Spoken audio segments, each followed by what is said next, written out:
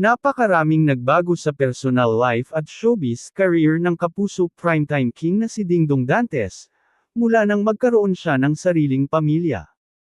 Mas lalo pa raw naging challenging at exciting ang kanyang buhay, nang dumating sa buhay nila ng asawang si Marian Rivera ang dalawa nilang anak na sina Zia at Sixto Dantes.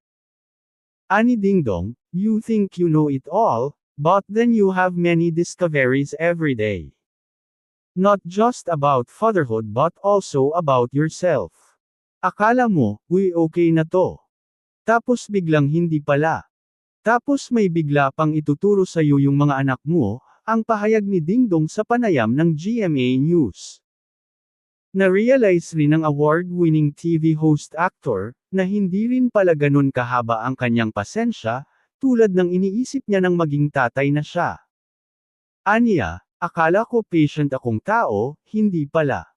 Pagdating syempre sa discipline, minsan kasi mayroon kang set ng standards na gusto. Pero hindi pala siya applicable sa lahat. Mga ganung bagay, say pa ni Dong sa naturang panayam. Tungkol naman sa naging buhay niya mula nang magkaroon ng sariling pamilya at maging ama, nagbago siya. Sa oras ng pagtulog, paggising, nagbago yung sounds ko sa bahay. Nagbago yung aking film list. Wala na talaga, as in. Pagbukas ko ng TV, lahat pambata. Patuloy pa niya, nagbago rin ang pananaw ko sa trabaho dahil ngayon, di ko lang siya ginagawa dahil gusto kong ma-fulfill yung artistic needs. Ginagawa ko to for my family. Kasama ko sila sa kahit anong ginagawa kong proyekto, chika pa ng aktor at TV host. Nauna rito, nabanggit din ng kapuso primetime king na kailangan gawing araw-araw ang Mother's Day, para sa lahat ng babae sa kanyang buhay. Aniya, hindi lang tuwing araw ng mga ina dapat isin-celebrate at pinararangalan ng pinakamamahal nating mga nanay.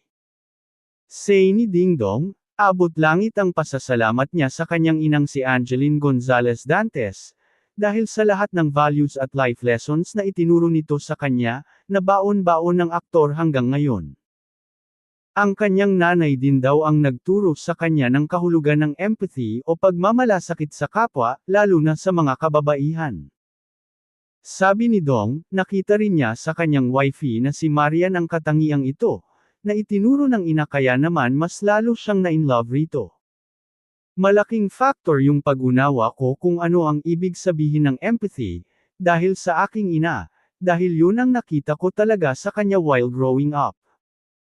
Yun ang ipinaramdam at ipinaranas niya sa akin, pahayag ni Dingdong sa isang episode ng Fast Talk with Boy Abunda. Aniya pa, yun din ang nakita ko kay Marian noong siya naman ay naging ina. Mas na-validate talaga yung ginagawa ng nanay ko sa akin. Mas nagkaroon ako ng deeper respect, admiration and understanding of how mothers really do it, dahil nakita ko firsthand kay Marian, saad pa ni Dong. And because of this, mas na-appreciate pa ni Dingdong ang kanyang ina at si Marian bilang mga mapagmahal at super hands-on nanay.